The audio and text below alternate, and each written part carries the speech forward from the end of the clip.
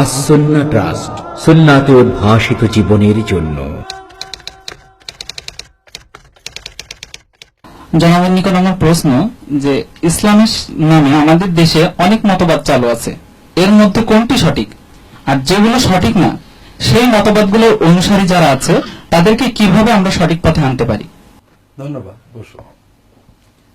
এটা আমাকে গত কয়েকদিন আগে এক মাহফিলে প্রশ্ন করা হয়েছে যে ইসলামের সঠিক দল কোনটি। তুমি তো মতবাদ বলেছো, ওখানে দল বলেছে, এবং সারা বিশ্বব্যাপী সঠিক দল কোনটি, আরো কি কি যেন লিখেছে। তাই বললাম যে সঠিক দল একটা আছে, নাম কি বলবো? সে বলেন। আমি একটু দেরি করলাম, পরে বললাম একমাত্রই সঠিক দল আমার জানা আছে, সেই দলের নাম ইসলাম। এখন সবাই তো আশাহত, ভাবছিল কোন পক্ষের দলের নাম বলবো। কথা বুঝেছো? দলাদলি ইসলামে হারাম। আমাদের একটাই দল আছে, সেটার নাম হল ইসলাম। যে ব্যক্তি নিজেকে মুসলমান দাবি করছে সে আমার দলের, এবং তাকে আমরা বিচার করব তার আমল দিয়ে। একজন নামাজ পড়ে আলহামদুলিল্লাহ সে ভালো, সে কি অমুক দলের মাধ্যমে না তমুক দলের অমুক দলের মাধ্যমে নামাজ পড়েছে, এটা আমার বিচার না। সে নামাজ পড়েছে কিনা এটা বুঝেছে। কথা বুঝেছো? ঠিক তেমন আরেকজন লোক রোজা রাখে, একজন লোক দাঁড়িয়ে রাখে, একজন লোক আল্লাহর পথে দান করে, একজন লোক এতেকাপ করে। যে যত বেশি ইসলাম পালন করে সে তত বেশি আমার প্রিয়, সে আমার দলের আরো কাছে। এখন তুমি মতবাদ সম্পর্কে প্রশ্ন করেছো। আসলে ইসলাম সম্পর্কে যত মতবাদ বিশ্বে প্রচলিত, আমরা কেউ বলতে পারবো না কোরআন সুন্নাহ ছাড়া আর কোনো মতবাদ সহি। আর যত মতবাদ প্রচলিত প্রত্যেকেই কোরআন সুন্নাহ থেকে নিচ্ছে। সোর্স কি? নিচ্ছে কে? আমার মতো মানুষ। এই মানুষগুলোর ভিতরে কোন নবী আছে কিনা? নবী আছে? মাসুম নির্ভুল কেউ আছে কিনা? নেই। তার মানে কোন মতবাদকে অ্যাবসলিউট ঠিক বলা মোটেও বৈধ নয়। এটা প্রথম কথা। প্রত্যেক সমাজে যা প্রচলিত আছে প্রতিটি বিষয়কে কোরআন সুন্নাহ আলোকে বিচার করতে হবে। প্রত্যেকে মুসলমান, প্রত্যেকে আমার ভাই, প্রত্যেকে দিনের কথা বলছেন। তবে বর্তমানে যারা বলছেন তাদের সোর্স কোরআন হাদিস, কিন্তু নেচ্ছে মানুষ। কাজেই মানুষের নেওয়ার ভিতরে ভুলভ্রান্তি থাকবে, এটা প্রথম কথা।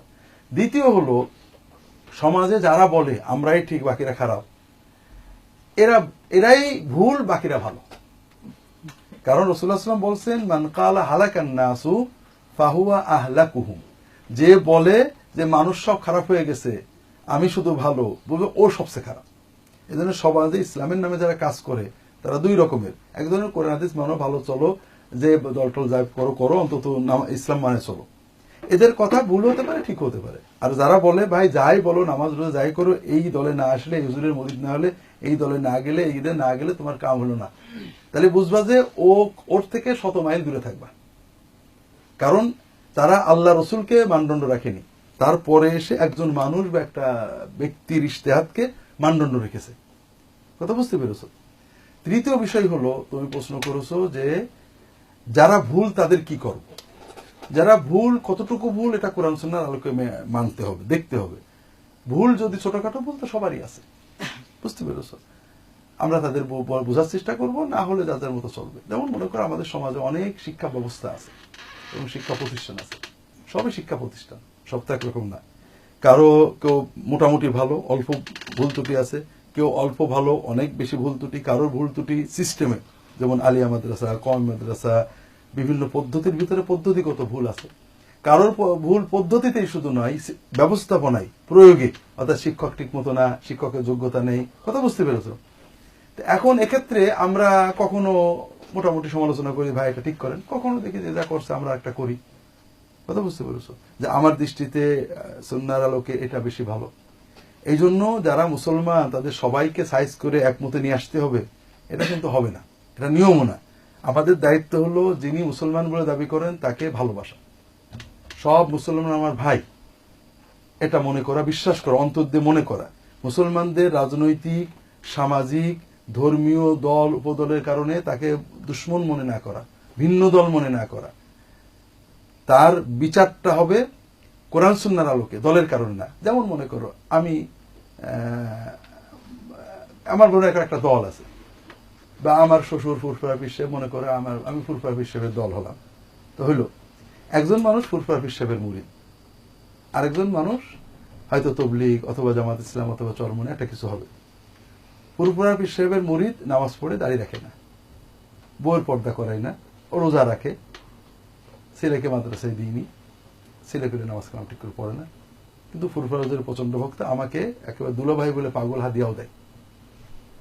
আর একজন মনে করো তবলিগের বা অন্য কোনো দলের, সে নামাজ পড়ে, যেমন ফুরফুরা মুরিদ নামাজ পড়ে, কিন্তু অতিরিক্ত সে বউকে পর্দা করায়, ছেলেকে কোরআন শিখিয়েছে, নিজে দাড়িটাও রেখেছে। মনে করো আমার বিচারে দুইজনের ভিতরে বেশি কাছের কি হবে? আপনি কি হেরার আলোয় আলোকিত হতে চান? আপনি কি সুন্নার আলোকে জীবন গড়তে চান? প্রফেসর ডক্টর খন্দকার আব্দুল্লাহ জাহাঙ্গীর রচিত কোরআন সুন্না ভিত্তিক জীবন ঘনিষ্ঠ বইগুলো পড়ুন, সুন্দর জীবন গড়ুন। ইসলামী আকিদা, হাদিসের নামে জালিয়াতি, ইহয়াউস সুনান, রাহে বেলায়েত সহ আরো অনেক বই। কোরআন সুন্নার সাথে থাকুন, জীবন বদলে যাবে। যোগাযোগ আর সুন্না ট্রাস্ট 01715400640। বুঝতে পেরেছো? যদি আমি ইসলামকে মানদণ্ড রাখি, মোহাম্মদ সাল্লাল্লাহু আলাইহি ওয়াসাল্লামকে মানদণ্ড রাখি, আর যদি ফুরফুরা হুজুরকে মানদণ্ড রাখি, তা আমরা এখানে মারাত্মক ভুল করছি। দল দিয়ে মত দিয়ে মানুষের বিচার হয় না, মানুষের বিচার হবে কোরআন দিয়ে, রাসূলুল্লাহ সাল্লাম দিয়ে। তার ভিতরে যতটুকু পাবো ততটুকু সে আমার প্রিয় কাছের। আর সমালোচনাও ওরকম হবে, দলীয় হবে না। আমাদের সমাজের বড় দোষ হয়ে গেছে, প্রত্যেকে একটা দলের ভুল ধরি, এরপরে ভুলগুলো তুলে এমন ভাবে ধরি যে দল থেকে তওবা করে আমার দলে না আসা পর্যন্ত তোমার আর কোনো নাজাত নেই। অর্থাৎ আহলে হাদিসরা যখন হানাফিদের সমালোচনা করেন তখন দল হিসেবে করেন যে তুমি যত ভালোই হও, হানাফি ত্যাগ করে আহলে না হবে, তোমার আর জান্নাতের কোনো দরজা আমরা চাবি দিতে হবে তো খুলতে পারবো না। হানাফিরা যখন আহলে হাদিসের সমালোচনা করেন তখন কিন্তু মসলার সমালোচনা করেন না। তুমি যাই বলো না কেন, তোমার মূল আহলে হাদিস হওয়াটাই হলো তোমার দোজখে যাওয়ার কারণ। তুমি যতক্ষণ না তওবাতিল্লাহ করে আমার হানাফি না হচ্ছ ততক্ষণ তোমার বেহেশতে যাওয়ার হয়নি। ঠিক জামাত বিরোধী যখন জামাতের সমালোচনা করে তখন তারা দলের সমালোচনা করে। তারা এটা বলে না যে তোমাদের সব ভালো আছে বা এটা ভুল, এটা ঠিক করে তোমরা জামাতেই থাকো, এটা বলে না। বলে তোমাদের জামাত মানেই খারাপ, তোমরা আগে জলদি আমার দলে এসো। ঠিক চরমায় ঠিক। তো প্রত্যেকে আমরা কি করি, দলগতভাবে মানুষের সমালোচনা করি। আমাদের কথা হলো যাই বলো তোমার দল খারাপ, তোমাকে সব ছেড়ে তওবাতিল্লাহ করে আমার দলে আসতে হবে। কথা বুঝেছো? এটা আমরা মনে করি যে অত্যন্ত ভুল মানহাজ। মুসলমানরা প্রত্যেকে তার মাদ্রাসা, তার শিক্ষা ব্যবস্থা, তার ধর্ম ব্যবস্থা নিয়ে থাকবে। আমি তার বলবো যে ভাই আপনি আলহামদুলিল্লাহ অনেক কিছু ভালো করেন, এই কাজগুলো ভুল। আপনি আপনার দলেই থাকেন, আপনার প্রতিষ্ঠানই চালান, কিন্তু আপনার এইগুলো ভুল দূর করলে আপনি ইনশাআল্লাহ আরো ভালো হবেন, আল্লাহর কাছে আরো সওয়াব পাবেন। তিনি যদি করেন আলহামদুলিল্লাহ, না করলে আমরা কি করবো? বান্দা কার? ইবাদত করছে কার জন্য? আল্লাহ। আল্লাহ বুঝবে। আমি যেটাকে সহিহ সুন্নত মনে করছি আমি এর বাইরে যাবো না। কিন্তু একজন মুসলমান নামাজও পড়ছে, আবার একটা বেদাত করছে, নামাজও করছে, একটা নাজায়েজ কাজ করছে, রোজাও রাখছে, একটা পাপ করছে। আমি তার ব্যাপারে এত অস্থির হতে যে নামাজই পড়েন, রোজা রাখেন, অমুসলমান, আমরা তাদেরকে ইসলাম গ্রহণের চেষ্টা করবো। হ্যাঁ, এনাদের ভুল ত্রুটিগুলো বলতে পারে। এটা হলো মূল বিষয় যে আমাদের সমাজে সারা বিশ্বে ইসলামের নামে অনেক দল আছে, মতবাদ আছে। আমরা মনে করি কোনো মতবাদই অ্যাবসলিউট ইসলাম না, ইসলাম থেকে নেওয়া, যারা নিয়েছেন তাদের ইসলামে ভুল রয়েছে। দ্বিতীয়ত হলো ভুলের কারণে কেউ ইসলামের বাইরে যাননি। আমার নিজেরও ভুল হতে পারে, তাদের ভুল ইচ্ছাকৃত হলে হারামের পর্যায়ে গেলে গুনাহগার হবে। তারাও আমার ভাই, আমরা তাদের সংশোধনের চেষ্টা করব। না হলে আমরা বলবো যে মুসলমান গুনাহ সহ আছেন, এটার মাধ্যমে তার অন্যায়টাকে মেনে নিচ্ছি না, অন্যায়টাকে অন্যায় বলা সহ আমি তার ন্যায়টাকে মেনে নিচ্ছি। এটা হলো মূল। এখানে আর সম্পূরক কিছু জানতে চাও?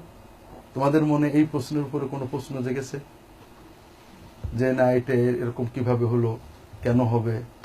স্যার, আমি জানতে চাচ্ছি এই প্রশ্নের সম্পূরক প্রশ্ন হিসেবে এই প্রশ্নটা করতে চাচ্ছি যে একজন ব্যক্তি তিনি দলগতভাবে আওয়ামী লীগ করেন, তিনি নামাজ পড়েন, রোজা রাখেন, হজ করেন, যাকাতও দেন, স্ত্রীকে পর্দাও করান।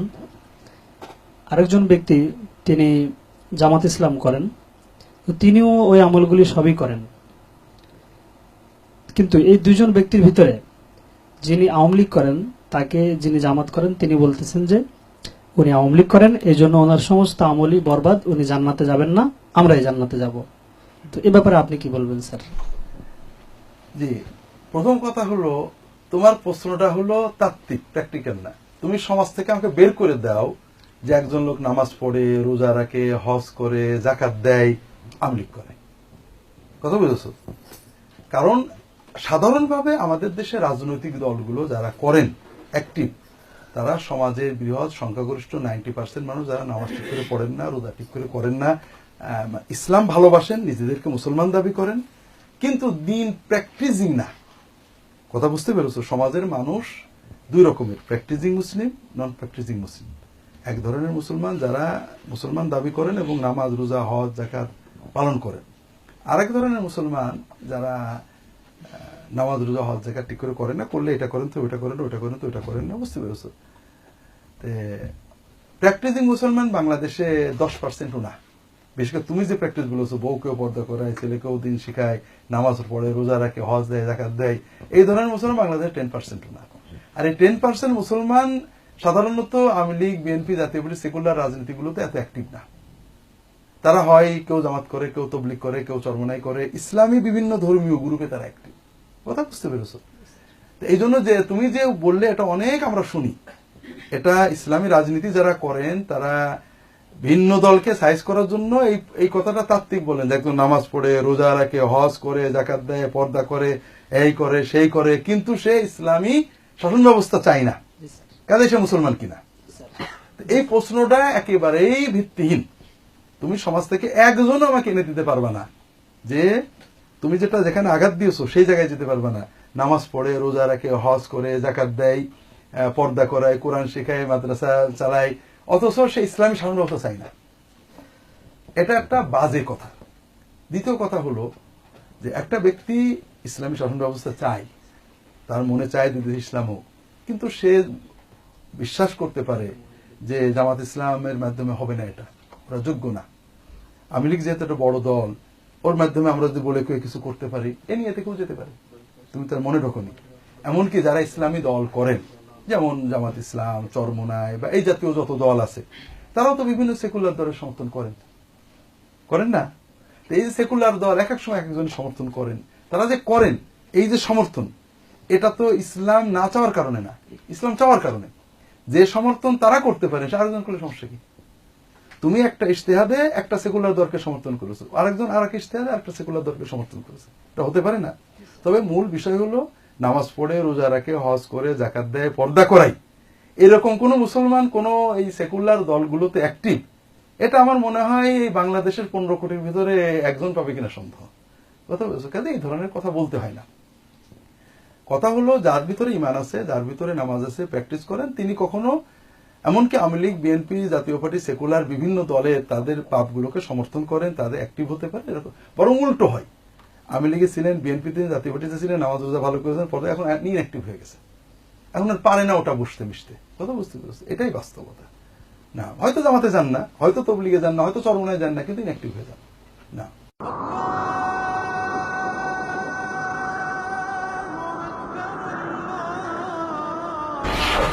আস-সুন্নাহ ট্রাস্ট, সুন্নাতে উদ্ভাসিত জীবনের জন্য।